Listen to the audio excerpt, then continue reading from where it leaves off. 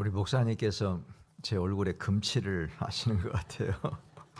사실 이제 그런 사람 못 되는데, 사실 이 책을 쓰게 된 것은 과거에 또 이곳에 계셨던 그 박성배 목사님이라고 계세요. 우리 신학교 동기인데, 제가 어느 우리 동기들 모임에 가서 이제 설교를 하면서 제가 잠깐 간증을 좀 비슷하게 좀 했거든요. 그랬더니 그걸 듣고 나서 형님 책을 하나 꼭 써야 되겠습니다. 내가 무슨 책을 쓰느냐. 나는 설교집도 나는 별로 내고 싶지 않은 사람이다 라고 했는데, 얼마나 그렇게 저한테 닥달을 하고 그러는지. 그래서 가만히 생각을 해보니까 설교집은 내지 않더라도 자서전을 하나 쓰는 거는 괜찮겠다. 지나온 날들을 한번 쭉 이렇게 바둑을 두고 나서 이렇게 복기를 하거든요. 한번 쭉 이렇게 해보면서 어디서 뭐가 문제가 있었는가. 그래서 그런 심정을 가지고 자서전을 이렇게 쓰고 그러는데, 제가 2달 만에 책을 써가지고 출판을 했습니다. 그래서 좀 내용을 좀 더 이렇게 보강을 하고 그랬으면 좋겠다라고 하는데, 그런 생각도 있었는데, 또 자서전을 쓰다 보면은 목회를 하면서 제가 이제 목회 거의 대부분을 동해에서 이렇게 목회를 했잖아요. 그러니까 여러 가지 뭐 별별 일들이 다 있었거든요. 근데 그런 이야기들을 이렇게 자세하게 쓰다 보면은 현재 교회에 남아 있는 분들이라든지 또 그 지역에 살고 있는 그런 분들에 관한 이야기들도 알게 모르게 나오게 되면은, 혹시라도 또 그분들의 마음에 과거에는 그랬을더라도 지금은 또 그렇지 않는데 또 혹시라도 상처가 되지 않을까 싶어서 그런 이야기들을 그냥 두리뭉실하게 아주 간단하게 쓰고 그랬습니다. 사실은 우리 목사님께서 어제도 그렇고 오늘도 그렇고 막 계속 책 얘기를 하시는데 제가 좀 좌불안석입니다. 왜냐하면은 그렇게 무슨 소개할 만한 그런 책은 아니거든요. 그런데 이렇게 말씀을 해주셔서 너무 감사하기도 하고 좀 황송하기도 하고 좀 그러네요. 잠언 27장 7절 말씀에 배부른 자는 꿀도 싫답니다. 사람이 그렇잖아요. 배가 부르고 포만감이 오고 그러면 아무리 맛있는 것이 있어도 별로 관심을 갖지 않습니다. 사자도요, 배부르게 먹고 나서 이렇게 나무끈을 밑에서 이러고 있는데 그 앞에 토끼가 어슬렁거리며 지나가도 사냥을 하지 않는답니다. 왜냐하면 배가 부르기 때문에 그렇습니다. 근데 배가 고픈 사람은 쓴 것도 달게 여겨진다.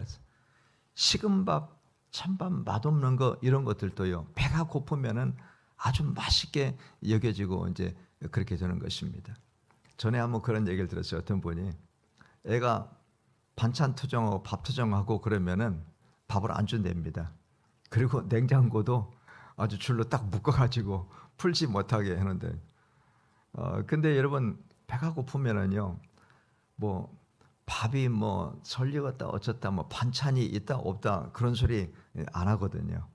그래서 남편이 반찬 투정하면 그냥 며칠 굶겨버리세요. 그러면 아주 맛있게 잘 먹을 것입니다. 여러분에게 부탁을 드리는데 배부른 심령이 되지 않도록 늘 힘쓰시기를 바랍니다. 하나님의 은혜 없이도 살아갈 수 있다라고 하는 이런 생각을 만약에 갖게 된다면 이것이 얼마나 우리 그리스도인들에게 위험한 일인가 하는 것을 알아야 됩니다. 세상에 의지할 것이 있고 손에 잡은 것들이 많은 사람은 하나님을 향하여서 간절한 마음을 갖기가 어렵습니다. 사람이 건강하게 되고 부유해지고 또 평안해지고 그러면은요, 가난한 심령을 잃어버리기가 쉽습니다. 전에 병들었을 때, 가난했을 때, 정말 힘들고 어려웠을 때, 괴로웠을 때는 주여 하면서 기도할 때 얼마나 간절함이 있는지 모릅니다. 기도하면서 자기도 모르게 눈물도 나고 그렇습니다. 그런데 병 고침 받았고요, 그리고 모든 일들이 다 잘 되어지고 자식들도 잘 되어지고 그러면은 그런 마음이 사라지는 거예요. 전에는 주여 그러는데 지금은 주여 딱 이렇습니다. 기도가 간절함을 잃어버리게 되는 것입니다. 그러면은 천국을 잃어버릴 수가 있습니다. 주님께서 마태복음 5장에서 팔복을 말씀하시면서 가장 먼저 말씀하신 것이 심령이 가난한 자는 복이 있나니, 그러면서 그 뒤가 뭡니까? 천국이 저희 것이며. 그러니까 가난한 심령을 잃어버리게 되면 천국을 잃어버릴 수가 있다라고 하는 사실을 여러분들이 아셔야 합니다. 우리가 돈과 건강, 명예 등 세상에서 정말 좋은 것들, 귀한 것들을 얻은 후에 천국을 잃어버리면 무슨 소용이 있겠습니까? 저는 성도님들을 보면서 저분들이 정말 천국을 소망을 하고 있는 분들인가 라고 하는 그런 생각을, 의문을 가질 때가 종종 있었습니다. 구원과 영생, 그리고 천국과 지옥을 기독교라고 하는 종교의 하나의 교리 정도로 생각을 하고 있는 것 같은 느낌이 들어가는 거예요. 신앙생활 하신 지 오래되신 분들, 중직을 가지고 계신 분들, 그리고 또 성경을 많이 읽어서 성경 지식을 많이 쌓으신 분들, 바리새인들과 서기관들이 되지 않도록 조심하시기 바랍니다. 제가 목회하면서 새벽기도 때 그런 이야기를 종종 했습니다. 오래 믿으신 분들, 다른 사람들보다 더 이렇게 기도 생활을 더 열심히 한다든지 성경을 많이 알고 계신 분들, 그리고 중직자들 항상 조심하시길 바랍니다. 다른 분들보다 더 기도 많이 하고 더 겸손하게 엎드려야 됩니다 라고 하는 그런 얘기. 여러분, 과거에 여러분들이 성경을 통해서 아시겠습니다마는 바리새인들과 서기관들, 이분들 성경 박사들이었습니다. 동방에서 박사들이 별을 따라서 예루살렘에 와가지고, 그래서 새로 왕이 태어나셨다는데요, 그분이 어디에 계십니까? 우리가 그분에게 경배하러 왔습니다. 헤롯 왕이랑 난리가 났습니다. 자기가 왕인데, 그 사람은 권력에 대한 그런 욕심이 대단했던 사람이었습니다.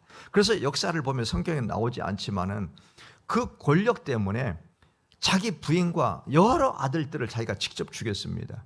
그런 말 있잖아요. 권력은 형제간에도 부모 자식간에도 나누지 않는다. 여러분, 우리 사극 가운데서도 그런 것들이 나오잖아요. 사도세자 뒤주 속에서 얼마나 비참하게 죽었는지 모릅니다. 권력 때문에 그렇게 된 것이, 아버지가 아들을 죽이는 그런 일들이 있었는데, 세계 역사에도 그런 일들이 많고, 그리고 헤롯이라고 하는 사람이 그런 사람인데, 왕이 새로 태어났다고 그러니까 난리가 난 거예요. 예루살렘에 소동을 했다라고 마태복음 2장 1절 이하에 나오고 있습니다. 그래서 왕이 묻잖아요, 서기관한테. 왕이 태어난다는데 어디서 태어나겠느냐라고 물으니까, 이 서기관이, 옛날에는 여러분 이렇게 성경이 단권으로 이렇게 있는 데가 아니잖아요. 예를 들어서 이사야서 그러면 두루마리만 해도 여러 뭉탱이가 있을 정도로 그렇습니다. 그런데 이 사람들이, 성경 박사들이 미가서 5장 2절을 딱 언급을 하면서 유대 땅 베들레헴입니다 라고 이렇게 이야기를 하는 거예요. 성경 박사들인 거예요. 그분들은요, 늘 밥 먹고 성경을 읽고 그렇습니다. 그런데 어떻게 됐습니까? 얼마나 교만하는지 모릅니다. 하나님의 아들이 오셔서 말씀을 전하시는데 귀를 기울이지 않습니다. 나 다 안다 이거예요. 목사님이 설교하시는데 나 다 안다, 그 얘기 내가 몇 번을 들었다 라고 그렇게 생각을 하면서 배부른 심령이 되면 하나도 귀에 들려오지를 않습니다. 여러분들이 잘 안다 할지라도 목사님이 설교하실 때마다 마치 처음 듣는 말씀처럼 여러분들이 그렇게 대하시기를 바랍니다. 그러면 그 말씀이 다 은혜가 되는 것입니다. 여러분, 결국에는 그들이 하나님의 이름으로 하나님이 보내신 하나님의 아들을 죽이는 말도 안 되는 짓을 벌였잖아요. 교회에서 문제를 일으키시는 분들, 초신자들이 문제를 일으킵니까? 성경에 무식한 분들이 그렇게 합니까? 그렇지 않습니다. 오래 믿으신 분들, 성경 많이 알고 있다 하는 분들, 그리고 중직을 가지고 계신 분들이 교회에서 문제를 일으키는 경우들이 거의 100%입니다.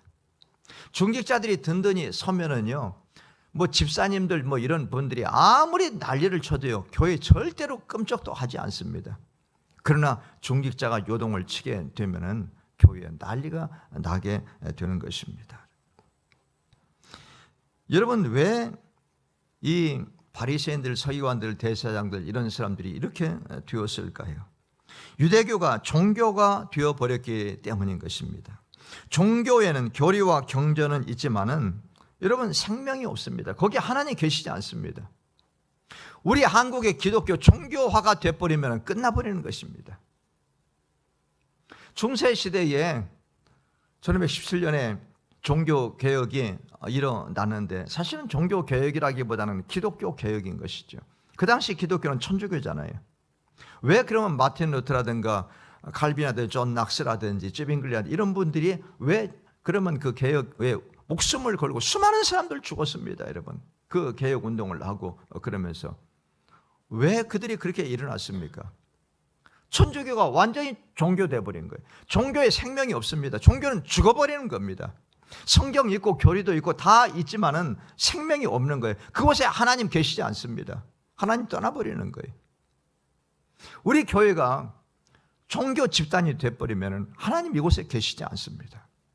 내가 종교인 돼버리면 하나님 이곳에 계시지 않습니다.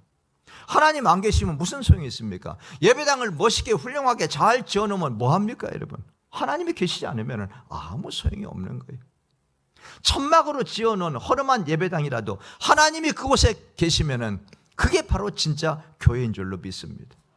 여러분의 심령이 정말 하나님을 모시지 못하게 되면은 그 불행한 일이잖아요. 여러분 목사가 되고 장로가 되고 그러면 뭐합니까? 하나님이 계시지 않는데. 그렇잖아요. 말은 잘하죠. 아무 소용이 없는 겁니다. 제가 5, 6년 동안을 총대가 돼가지고 총회를 다니면서 뭐 여러 가지 많은 일들을 맡게 됐습니다. 어떻게 열심히 다니다 보니까 좋은 사람들을 만나게 되고 인맥이 형성이 되고 제가 뭘 하려고 그러는데 한 것도 아닌데 무슨 뭐 이사장도 되고 무슨 뭐 부장도 되고 뭐 다른 사람들은 평생 한 번도 하기 힘들다는 것을 여러 개를 이렇게 많이 하고 그렇게 했는데 종로 5가에 다니면서 얼마나 실망했는지 모릅니다. 제가 첫날에 그랬죠. 누가 총회장 하면 좋겠다고 그래서 사탄아 몰라가라 그랬다고. 종교인들이 득실득실 되는 거예요. 얼마나 실망이 되는지 몰라요. 목사님, 장로님들한테 너무너무 실망이 된 거예요. 여러분, 우리가 그렇게 되면 참 불행한 것입니다.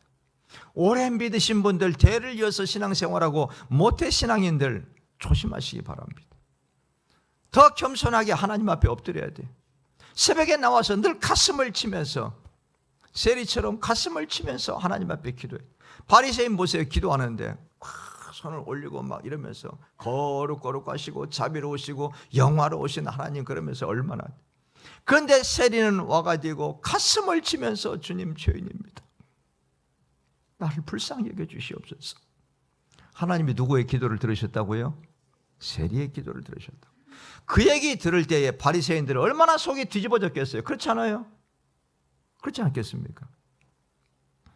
제가 장로님들한테 장로님 똑바로 잘하세요 그러면 장로님들 기분 좋겠습니까? 에이 이번 강사는 틀려먹었어 그러겠죠. 그렇지 않겠습니까?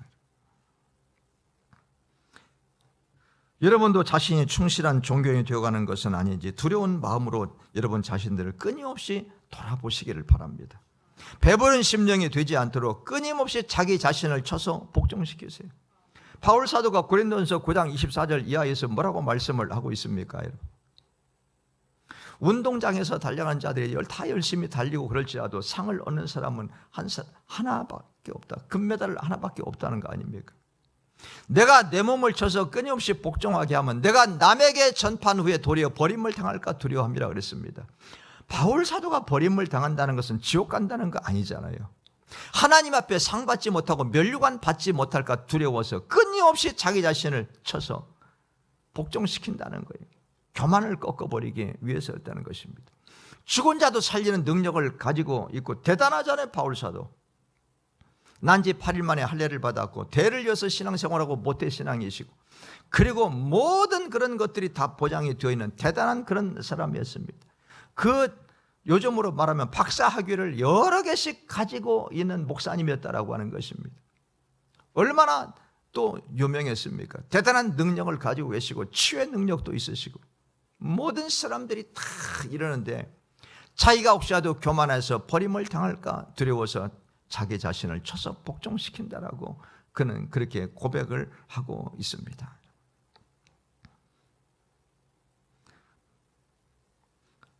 그래서 여러분들이요 건강한 사람, 부유한 사람, 평안한 사람, 지혜와 명예를 가진 사람들, 그렇지 못한 사람들보다 기도를 더 많이 하시기 바랍니다. 아시겠어요? 본문의 말씀을 보겠습니다. 이스라엘이 모세의 인도로 이집트를 탈출한 후에 마라와 엘림을 지나서 이 미디안 광야로 나왔습니다. 그 과정에서 애굽에 10가지 재앙이 쏟아 부어지고 홍해 바다가 갈라지고 놀라운 일들이 일어났습니다. 그 뒤를 쫓던 애굽의 군대는 바닷속에 수장되는 비극이 일어났습니다. 그래서 온 이스라엘이 홍해를 건너가지고 건너편에서 기쁨으로 모세와 미리암 그리고 백성들이 그곳에서 하나님을 찬양하는 그런 내용들이 쭉 나옵니다. 여러분, 그러나 날마다 홍해 바다가 갈라질 수는 없잖아요. 그렇잖아요, 여러분. 기적의 역사들이 계속해서 일어날 수는 없잖아요. 여러분, 너무 기적 이런 부분들에 대하여서 사로잡히지 말기를 바랍니다. 제가 옛날에 우스운 얘기를 들었어요. 한때 정말 대단했던 그 조영기 목사님, 지금은 별세하셔서 천국에 가 계시지만은 곽선임 목사님이라고 하는 분이 이런 얘기를 재미있는 얘기를 했었어요. 사람들이 순복음교회 가서 병 고침 받고 광림교회에 와서 은혜를 받고 그리고 나서 소망교회에서 마지막 신앙생활을 합니다. 왜 그런 줄 아십니까? 소망교회 곽선희 목사님 철저하게 말씀 중심으로 소망교회 교인들을 양육을 했기 때문에 그렇습니다. 여러분, 병고침 받았다고 그래가지고 그게 평생 동안 감격으로 갑니까? 저도 병고침을 여러 번 받았지만은 그거 계속 울고 먹고 사는 것이 아니거든요. 그렇잖아요, 여러분. 하나님의 말씀을 통해서 계속해서 은혜를 받아야 되는 줄로 믿습니다. 이스라엘 백성들에게 계속해서 기적이 계속 일어날 수는 없는 것 아니겠습니까? 아무리 신바람 나는 일이라도 지나고 나면은 그 기분은 곧 사라지게 되고 눈앞에 펼쳐지는 것은 일상의 삶이기 때문입니다. 제 아내하고 엘리베이터를 아파트에서 타고 이렇게 쭉 내려오면서 그런 이야기를 했습니다. 이곳에 이 아파트, 꽤 아파트가 비싸거든요. 34평짜리가 그곳에서 한 14억 요즘 하고 있는 것 같아요. 여기는 그렇게 안 가지요. 거기 강남도 아니고 그러는데 아파트가 거기 괜찮은 곳이에요. 젊은 사람들이 엄청 많이 살고 그런 곳이고 그러는데, 그러면서 아내가 이런데 이렇게 자기 집 가지고 사는 사람들은 얼마나 좋을까. 그래. 우리는 거기서 전세를 살고 있거든요. 싼 전세가 마침 나와가지고 그곳에서 아들이 9년 만에 딸을 낳습니다.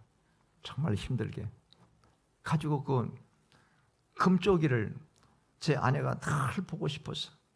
그리고 또 며느리도 직장 다니고 그렇게 하고 그러니까 그 금쪽이를 유치원에 아침에 보내고 또 저녁에 오면 때리고 있고 뭐 이렇게 하고 그러려고 이제 저희가 같은 아파트 이렇게 오고 그러는데, 뭐 시골에서 목회하다 온 사람이 온 돈을 다 탈탈 긁어 모아가지고 겨우 전세를 그곳에서 살고 있고 그러는데, 여보, 이 사람들이 처음에 입주하고 막 그러고 그랬을 때는 전세 살고 그러다 작은 집 살고 그러다 이렇게 와서 살고 그러면은 감격하고 행복했겠지만 지금 그 사람들 계속 행복할까?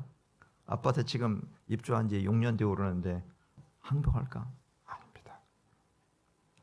처음에는요, 새 아파트 가가지고 가전제품 새로 다 바꾸고 커튼도 새로 달고 얼마나 행복했겠어요. 그날 밤에 잠이 왔을까 안 왔을까? 잠이 안 오는 거예요. 전세 전전전하고 그러다가 이곳에 와서 내 집 마련하고 모든 걸 새로 다 그랬을 때 얼마나 행복했겠습니까, 여러분? 그렇잖아요. 근데 그 감격이 계속될까요?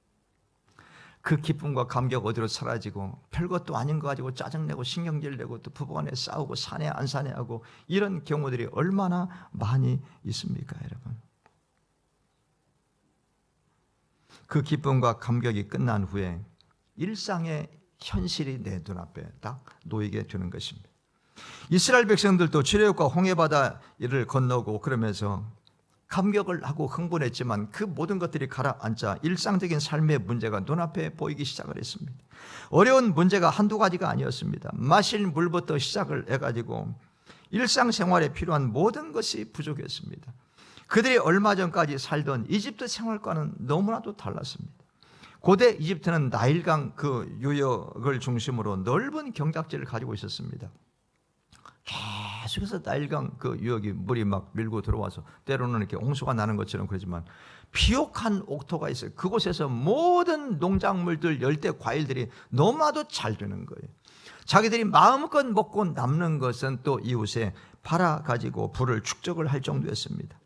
이스라엘이 비록 자유가 제한된 삶을 살고 아들을 낳으면 죽을 수밖에 없었지만은 먹고 사는 문제만큼은 큰 어려움이 없었습니다. 그런데 모세를 따라 출애굽을 한 후에 광야 생활을 시작을 하고 보니까 먹고 사는 문제가 막막했습니다.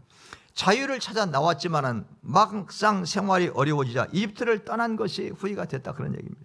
마치 자유를 찾아서 탈북을 해가지고 정말 힘들게 중국을 거쳐가지고 라오스를 거치고 막 이렇게 해가지고 한국에 왔을 때, 여러분 김포공항에서 딱 땅을 밟고 이랬을 때, 그리고 와가지고 서울 시내 보였을 때 얼마나 감격했겠습니까, 여러분? 그렇잖아요. 드디어 자유를 찾았다라고 하면서 죽다 살아난 그곳에서의 그것을 생각을 할 때마다 감격했겠지요. 그런데 여러분, 얼마 지나지 않아서 다시 북한으로 돌아가고 싶다라고 하는 사람들이 생깁니다. 왜 그렇습니까? 자본주의 사회에서 살아보니까 이게 만만치가 않은 거예요. 그곳에서는 배급을 다 해주잖아요. 물론 마음껏 배불리 먹을 수는 없었습니다만은 그래도 그냥 가만히 있어도 가서 집단 농장에 가가지고 그냥 뭐 일하는 척하고 그래도 기본적으로 뭔가를 이렇게 먹을 수 있는 그런 것은 줬는데 여기는 그게 없는 거예요. 가서 일 열심히 하지 아니하면 살 수가 없는 거예요. 적응이 안 되는 거예요, 적응이. 그래가지고 자유를 찾아서 목숨을 걸고 죽으면 죽으리라라고 하면서 나왔는데 별것도 아닌 것 가지고 그러면서 낙심이 돼가지고 북한으로 다시금 돌아가고 싶다는 이야기하고 똑같은 거 아닙니까, 지금? 이집트에 다시금 돌아가고 싶다라고 하는 말도 안 되는 소리를 지금 하고 있는 것입니다. 그래서 그들은 모세와 아론을 원망하면서 이렇게 말하지요. 3절을 같이 읽습니다. 3절 말씀. 이스라엘 자손이 그들에게 이르되 우리가 애굽 땅에서 고기가마 곁에 앉아있던 때와 떡을 배불리 먹던 때에 여호와의 손에 죽었더라면 좋았을 것을 너희가 이 광야로 우리를 인도해 내어 이 온 회중이 줄여 죽게 하는도다. 아멘. 여러분, 어떻게 이렇게 말할 수 있죠? 원망은 할 수 있지만은 애굽에서 배불리 먹고 살던 그때 하나님의 손에 거기서 맞아 죽었더라면 좋았을 것을, 세상에 이걸 말이라고 합니까? 그렇잖아요.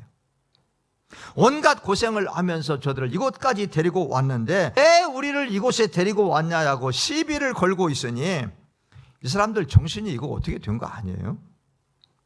백성들 가운데 굶어 죽은 사람이 누가 있습니까? 아무도 없어요. 한 사람도 없습니다. 근데 우리를 굶어 죽게 한다라고 그렇게 말하고 있습니다. 지금까지 체험한 그 놀라운 기적과 축복에 대한 기억은 다 어디로 가버리고 이 난리를 치고 있는지 기가 막힌 거예요. 만일 여러분이 모세였다라고 하면 어떻게 했겠습니까? 아마 하나님께 그랬을 거예요. 하나님, 정말 더 이상 이 짓 못 해먹겠습니다. 더러워서 못 해먹겠습니다 라고 아마 그렇게 했을 것 같아요. 하나님, 나 이제 목사 노릇 그만하랍니다. 내가 언제 목사 되겠다고 했습니까? 나를 억지로 멱살 잡고 끌고 와가지고 신학교 보내가지고 나를 목사로 만들더니 이게 도대체 내가 이러려고 내가 목사 된 거 아니지 않습니까? 나 오늘 내가 그만 때려칩니다 라고 그렇게 지금 말하고 싶은 거예요, 모세가요. 이들이 하나님을 믿고 섬기는 믿음의 백성들이라고 하면은 모세한테 이렇게 말해야 되겠지요. 모세님, 우리에게 먹고 마실 것이 없는데 어떻게 해야 합니까? 하나님께 좀 기도 좀 해보시지요. 혼자 기도하다 지치면 우리도 합심해서 같이 기도하겠습니다 라고 이렇게 해야 되는 것 아닙니까? 그렇잖아요. 하나님의 백성이라면. 저들이 이곳에 있는 것은 가나안 땅으로 가는 여정일 뿐이지 이곳에서 살려고, 이 광야에서 살려고 광야에 나온 것이 아니잖아요. 모세가 광야로 나가서 살자 그렇게 데리고 온 거 아니잖아요. 우리의 조상 아브라함부터 시작을 해서 우리 조상들에게 약속해 주신 그 젖과 꿀이 흐르는 가나안 땅으로 우리가 가자. 이곳에 있으면 우리 아들들은 다 죽는다. 채찍에 맞아 죽고 나일강에 다 버리게 되어지고 이곳에 더 이상 살 수가 없다. 우리가 다시금 우리 고향으로 돌아가자라고 해가지고 가나안 땅으로 가기 위해서 온 것이지 않습니까, 여러분? 그런데 백성들이 현실의 어려움을 참지 못한 채 심히도 불신앙적인 말을 하는 거예요. 우리 한국 사람들요, 성질나면 별소리 다 합니다. 부부간에도 아무리 성질나도 말 함부로 하면 안 됩니다. 아시겠어요? 성질났을 때 조심하시기 바랍니다. 나 당신 만난 것이 내 인생 최대의 실수였어. 가슴에 와서 화살처럼 딱 꽂혀버립니다. 화살 빼내도요, 상처로 그대로 남아 있습니다. 그렇습니까? 안 그렇습니까? 그때 우리 목사님이 제 손가락 얘기를 했는데 손가락이 구부러졌습니다. 프레스라는 기계에 딱 들어가 버리는데 안 빠지는 거예요. 장갑을 끼고 있었는데 거꾸로 돌려가지고 그때가 17살 때였습니다. 뺐는데 꺼내보니까 너덜너덜 되는 거예요. 그래가지고 그 영등포에 있는 그 병원, 그 영등포에 공장이 있었는데 그곳에 갔는데 의사가 이거 잘라야 되겠네. 남의 일처럼 얘기를 해. 왜냐하면 덜렁덜렁거리니까. 그래서 제가 그랬어요. 선생님, 이거 잘라내면 저 병신 되잖아요. 어린아이 울면서. 이거 붙여주세요. 그러니까 나를 측은한 눈으로 쳐다보더니 그럼 한번 붙여보지 뭐. 남 얘기하듯이. 가지고 붙였는데 꼬부라졌어요. 처음엔 피가, 겨울철만 되면 피가 통하지 않는 거예요, 이게. 너무너무 힘. 그리고 손가락이 꼬부라지니까. 그래서 이거를 제가 다른 사람이 혹시라도 볼까봐 늘 감추고 다닌 그런 때가 오랫동안 함께 있었습니다, 여러분. 치료해도요, 상처로 남는 거예요, 여러분. 말이 화살처럼 상대방의 가슴에 꽂히는 경우들이 많습니다. 부부간에 말 함부로 하지 마세요. 안 살라면 몰라도. 우리 한국 사람들 말 너무 함부로 해요. 자식한테도 말 함부로 하지 마세요. 가슴에 확 화살이 꽂혀버립니다, 여러분. 형제간에도 마찬가지입니다. 직장에서도 위에 사람들 가운데 진짜 무식한 사람들이 있어요. 말 함부로 아랫사람한테 하고. 그렇게 말하면 안 되거든요, 여러분. 그때 와서 팍 꽂혀버리는 것이죠. 우리 모두는 상처를 입고 있습니다. 헨리 나우엔이라고 하는 분이 상처 입은 치유자라고 하는 책을 썼는데 우리 상처를 가장 많이 입으신 분이 누굴까요? 예수님이시죠. 하나님의 아들로서 온갖 조롱을 다 당하고 침뱉음을 당하고 생각을 해서 하나님 아들을 갖다가 눈을 가리고 여기 얼굴을 주먹으로 때리면서 누가 때렸는지 한번 알아맞혀봐라. 네가 하나님의 아들이라면서. 너 하나님의 아들이라면 거기서 내려와봐. 그럼 우리가 믿어줄 테니까. 세상에 벌레만도 못한 그런 인간들, 창조주이신 그분에게 함부로 하는데 그 모든 것들을 참고 이겨나시는데 얼마나 옆구리를 창으로 찔리고 손에 대못을 박히고 이건 상처가 아니에요, 여러분. 육신의 상처는 났으면 돼요. 마음의 상처는요, 너무나도 오랫동안 가게 되는 것입니다. 저 살아오면서 말할 수 없는 상처를 많이 받았어요. 그 어린 것이 뭘 안다라고 그 공장에서 그 나이 든 형들이 막 쌍 욕을 하고 뭔 욕을 그렇게 잘하는데 그 몽키 스파나 이런 거 이걸 어린애한테도 막 던져버리고 얼마나 힘들었는지 모릅니다. 인생 따라오면서. 근데 하나님께서요, 이걸 다 만져주시는 거예요. 사랑하는 아들아 라고 하시면서 하나님에 의해서 상처가 다 치유가 됐습니다.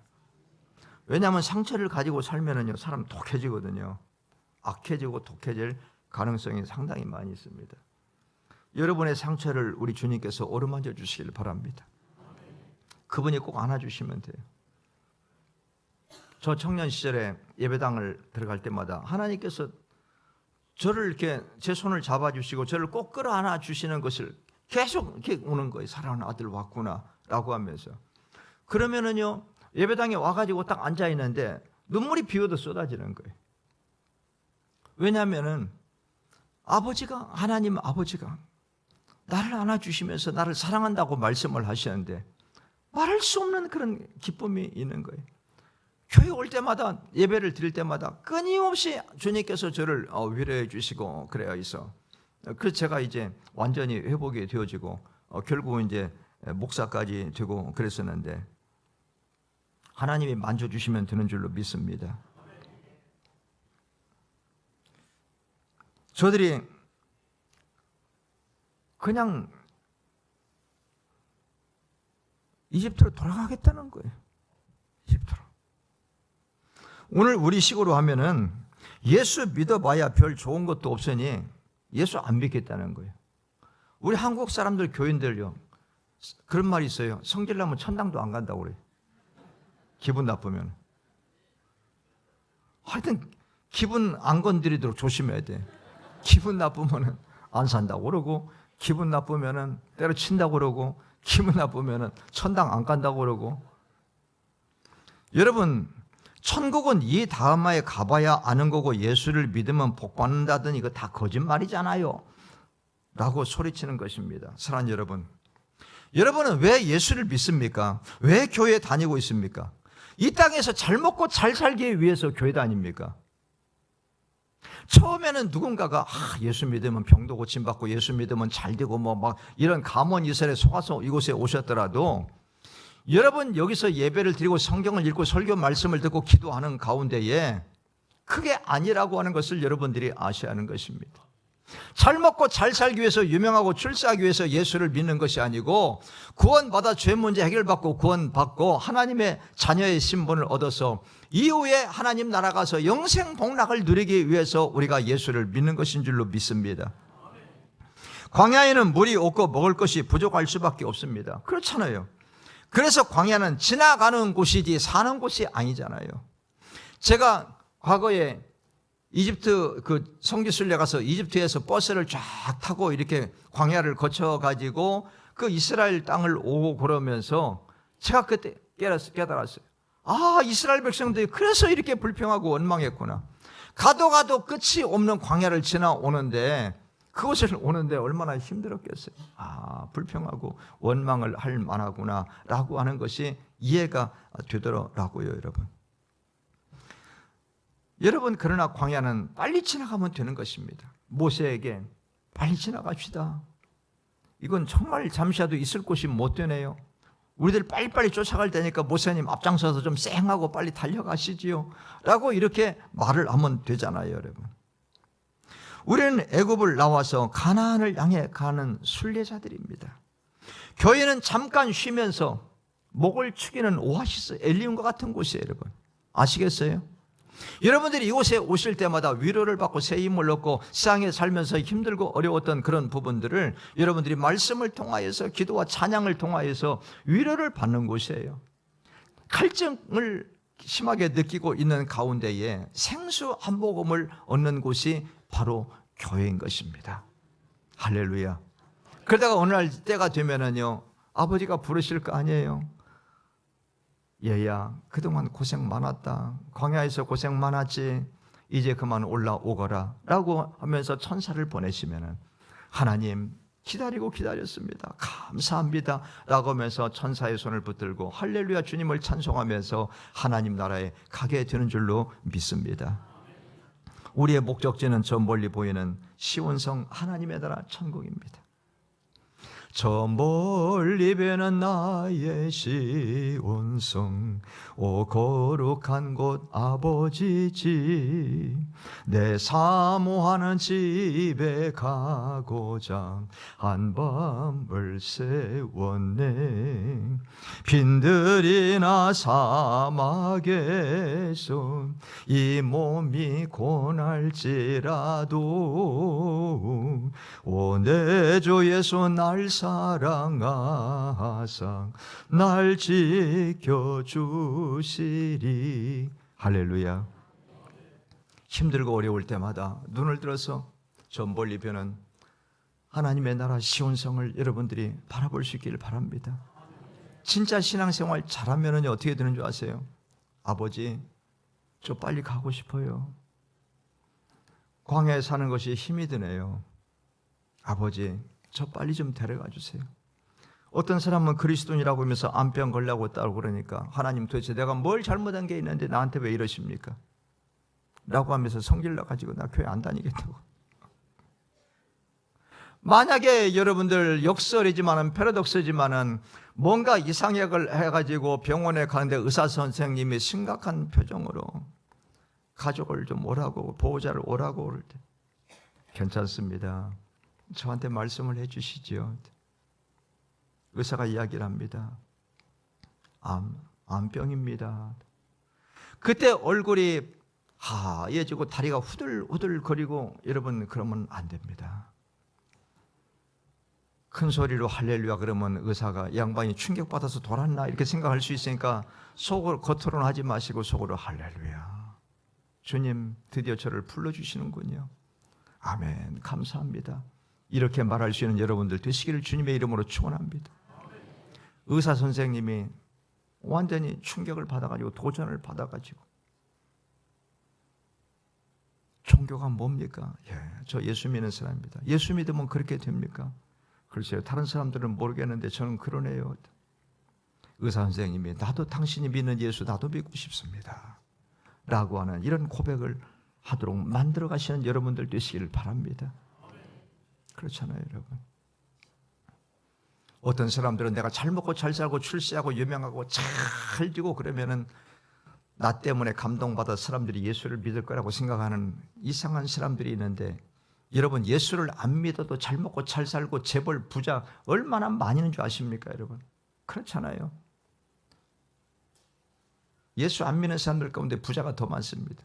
내가 예수를 믿고 보니까 원산지 속일 수 없고 저울 속일 수 없고 거짓말을 할 수 없고 정직하게 하고 그러다 보면은 돈 많이 벌기 어렵잖아요, 여러분.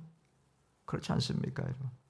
주일이면 가게 문 딱 닫고 와서 하나님의 성전에서 예배드리고 봉사하고 섬기는데 돈 잘 벌어서 부자 되기가 쉽겠습니까? 여러분이 부자 됐다고 그러고 예수 믿어 부자 됐다고 그러고 옆에 사람이 나도 예수 믿고 싶네요 라고 그렇게 말하는 사람 과연 몇 사람이나 있을까요?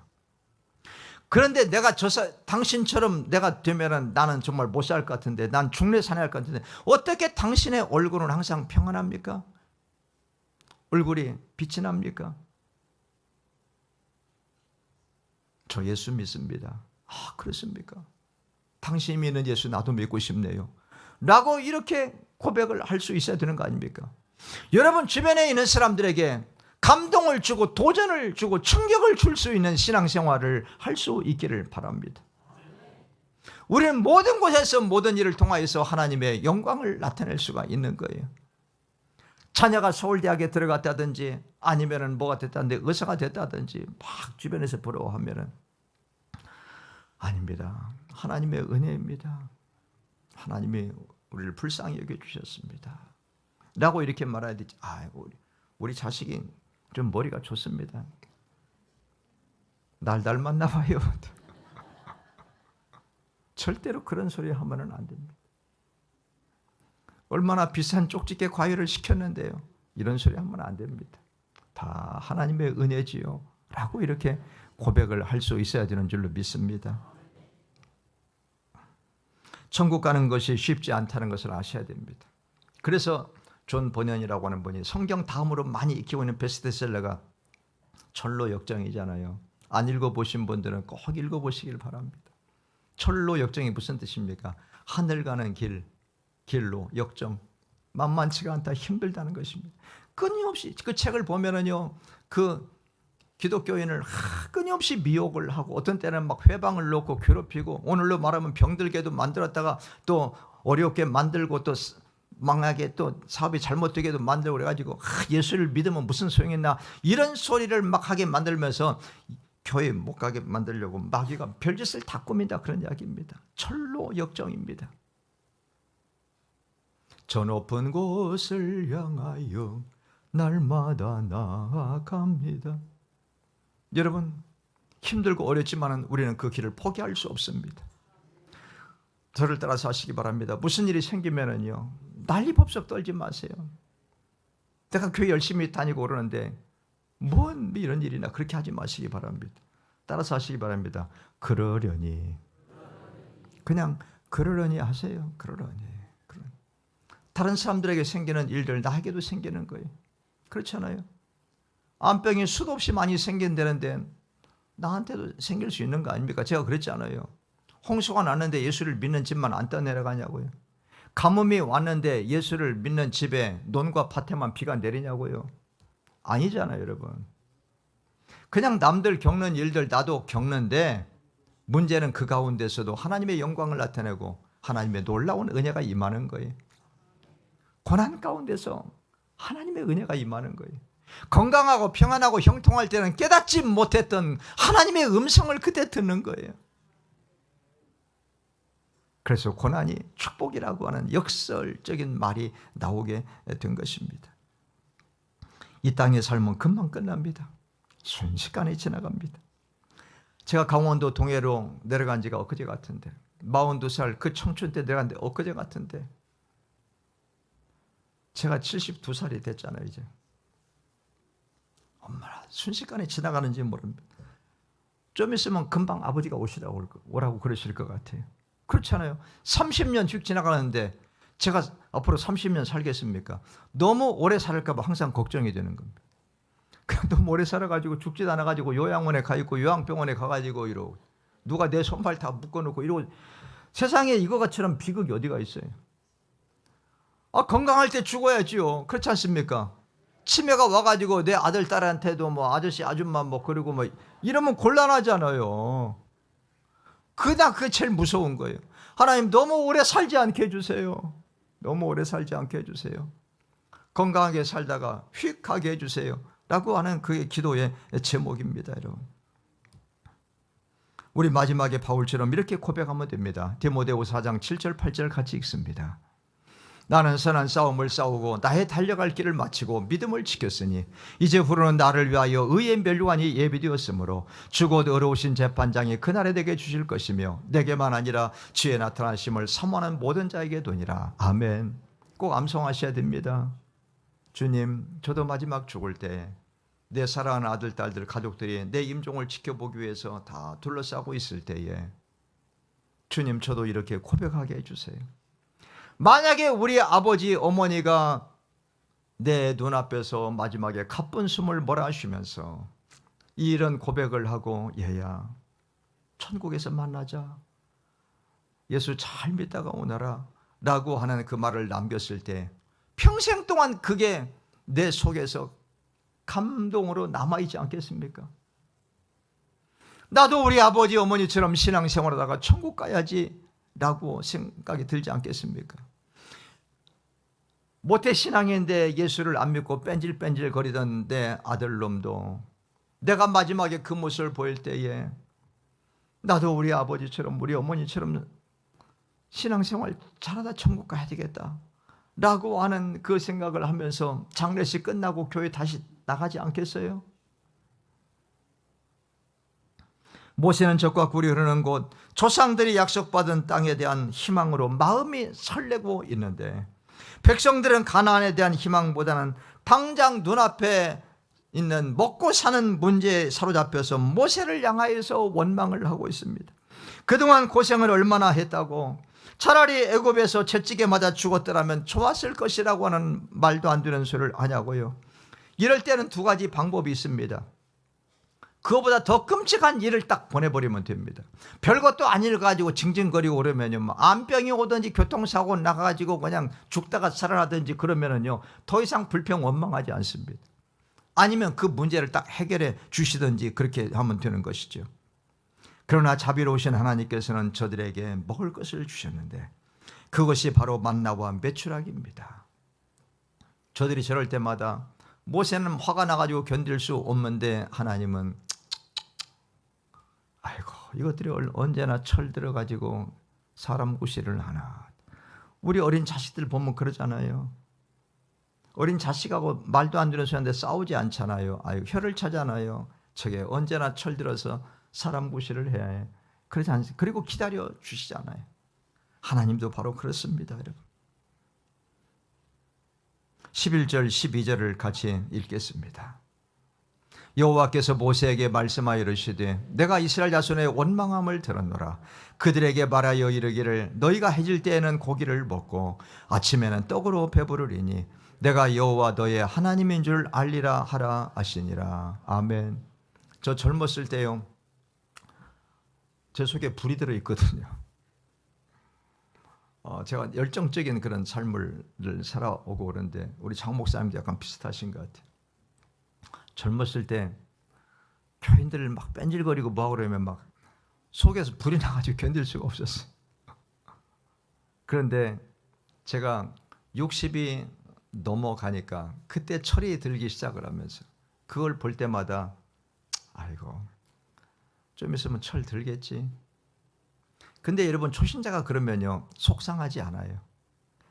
근데 중직자가 그러면요, 예수 오래 믿은 분이 그러면은요 얼마나 속상한지 알아요. 실망도 되고 상처도 되고. 근데 60 넘어가니까 그냥 그러려니 하더라고요. 그러려니. 아이고 아직 철이 안 들어서 그런데 철 들 날이 오겠지. 근데 문제는 철 들면 또 죽는데. 제가 그래서 우리 여집사님한테 그랬어요.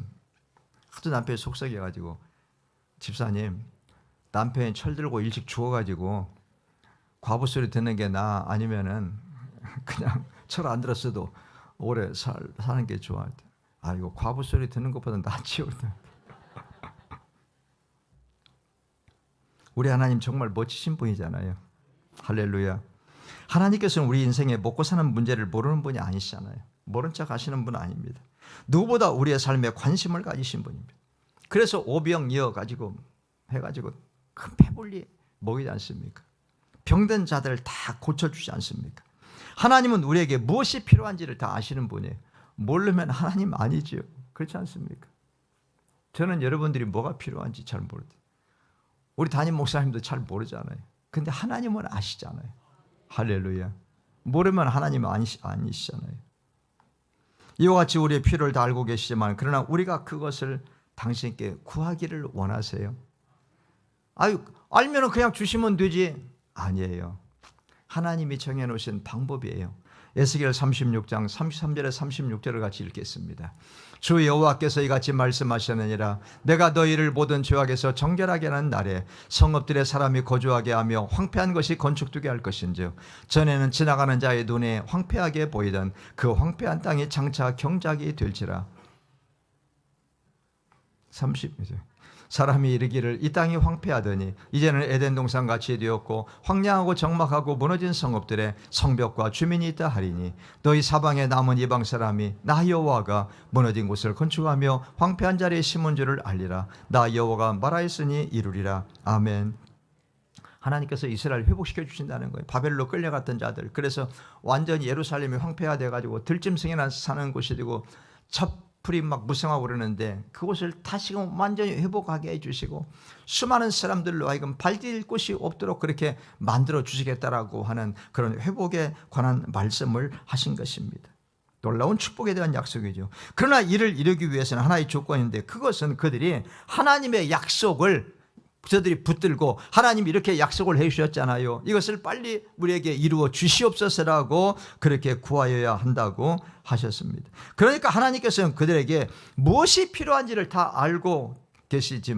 그래서 주실 축복, 주실 것을 다 계획을 하고 손에 들고 계시지만 그럼에도 불구하고 그들이 하나님께 구하기를 기다리고 계신다는 거예요.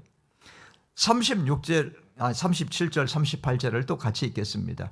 주 여호와께서 이같이 말씀하셨느니라. 그래도 이스라엘 족속이 이같이 자기들에게 이루어 주기를 내게 구하여 할지라. 내가 그들의 인수를 양떼같이 많아지게 하되 제사 드릴 양떼 곧 예루살렘이 정한 절기에 양떼같이 황폐한 성읍을 사람의 떼로 채우리라. 그러한즉 그들이 나를 여호와인 줄 알리라 하셨느니라. 아멘.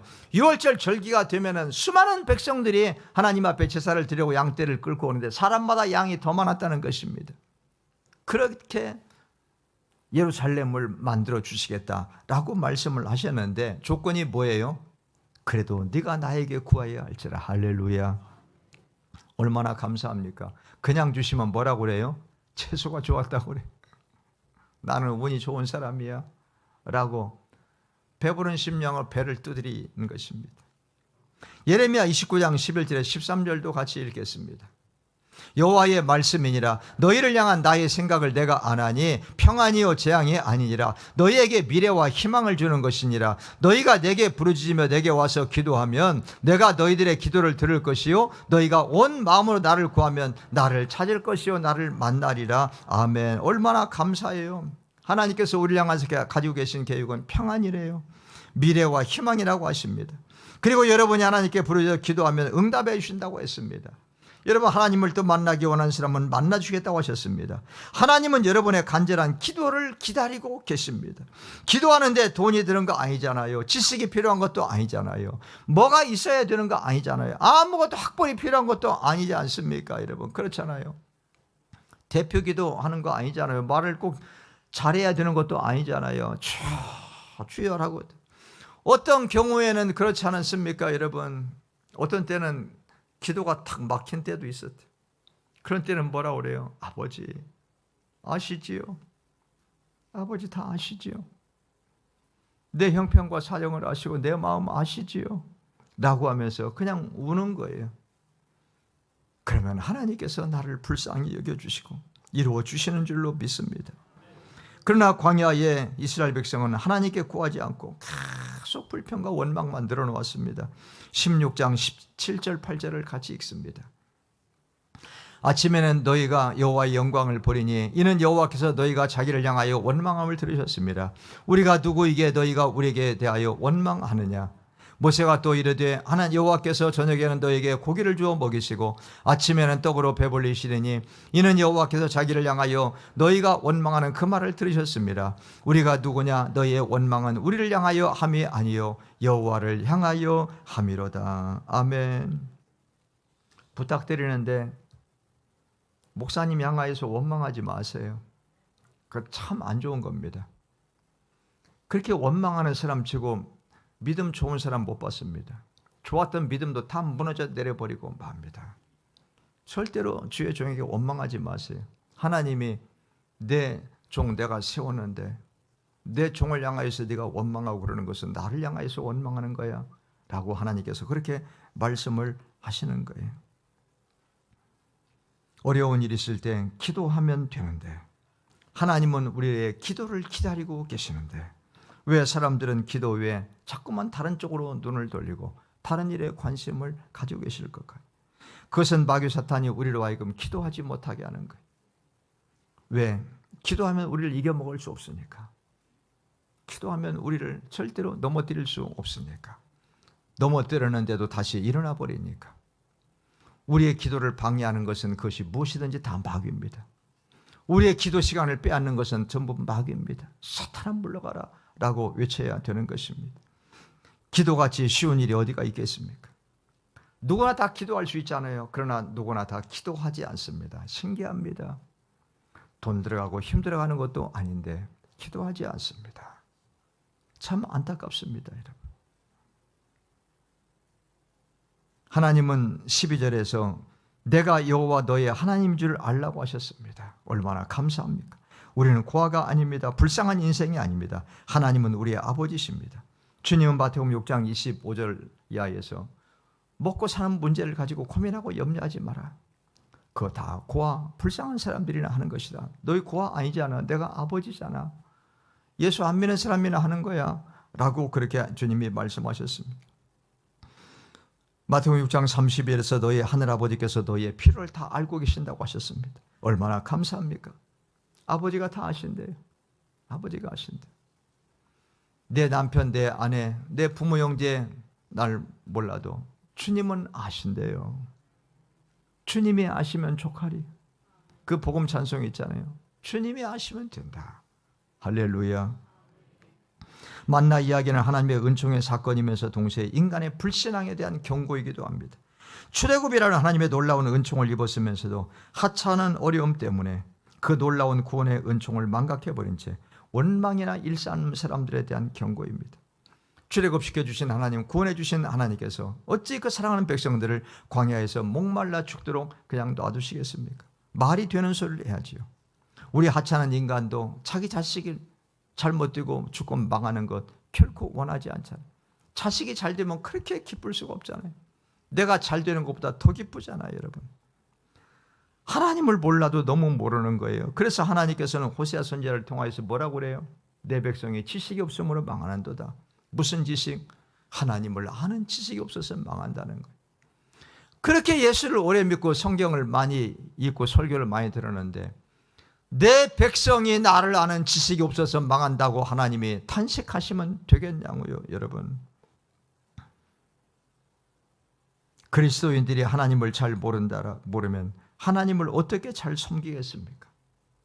여기서 패착이 일어나는 것입니다. 오늘날 우리 신앙인들이 여기서 문제가 생기는 거예요. 여러분이 믿는 하나님 아버지, 우리 주 예수 그리스도 성령님 삼일체 하나님에 대해서 얼마나 알고 계십니까?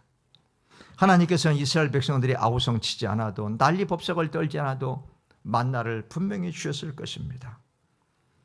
예수님은 마태복음 6장 8절에서 구하기 전에 너에게 있어야 할 것을 너희 아버지께서 다 아신다고 하셨습니다. 그러므로 부족한 것 필요한 것이 있으면 좋으신 하나님께 구하시기를 바랍니다. 이스라엘의 불신앙적인 원망은 구약 성경 전체에서 반복적으로 나타납니다. 주로 먹고 사는 것과 생존의 문제 때문이었는데 인간이 여기서 벗어나지 못하고 있습니다. 그런데 오늘날에 우리는 이것이 해결되었는데도 불구하고 우리 한국 너무너무 잘 살고 있잖아요, 여러분. 동남아라든지 가난한 나라 빈국을 가보면 압니다. 얼마나 잘 사는지 알 수가 없습니다. 세계에서 우리나라 다 부러워할 정도로 그렇게 잘 살고 있습니다. 그런데도 근심 걱정과 염려와 두려움 그리고 불평과 원망이 계속되고 있습니다. 우리나라를 헬조선이라고 그래요. 헬이 뭐예요? 지옥이라는 뜻이에요. 우리나라가 지옥이면은 제3세계 수많은 그 불쌍한 나라들, 우리가 경제 10대 대국이 되었는데 그러면 거기는 불구덩이 지옥입니까? 방글라데시 같은 나라는 제일 잘 못 사는 불쌍한 나라인데 행복지수 제일 높다 하잖아요. 왜 그래요? 감사가 있는 거예요. 만족이 있는 거예요. 비천에 처할 줄도 알고 풍부에 처할 줄도 아는 거예요. 우리나라 사람들은 좀 잘 사는 사람이 있으면 얼마나 미워하고 경원하는지 몰라요. 삼성의 이재용 감옥에 들어갈 때 사람들이 너무너무 고소해.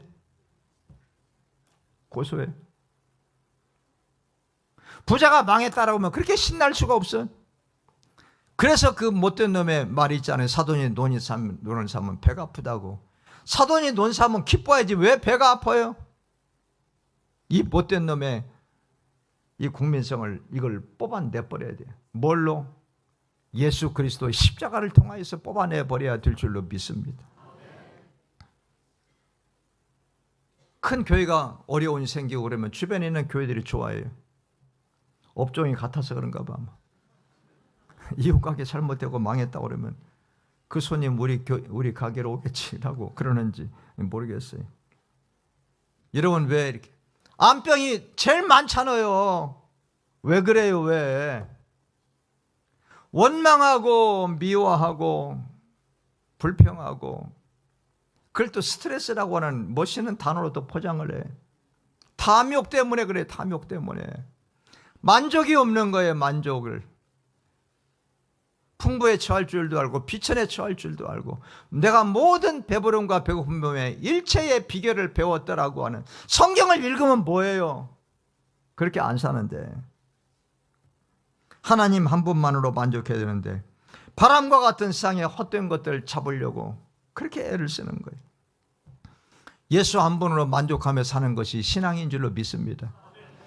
어제 아침에 빌립보 4장 19절 읽었듯이 예수 안에 좋은 것 다 있잖아요. 하나님이 예수 그리스도 안에 너희 모든 것들을 다 풍성하게 채워주신다고 하시지 않습니까?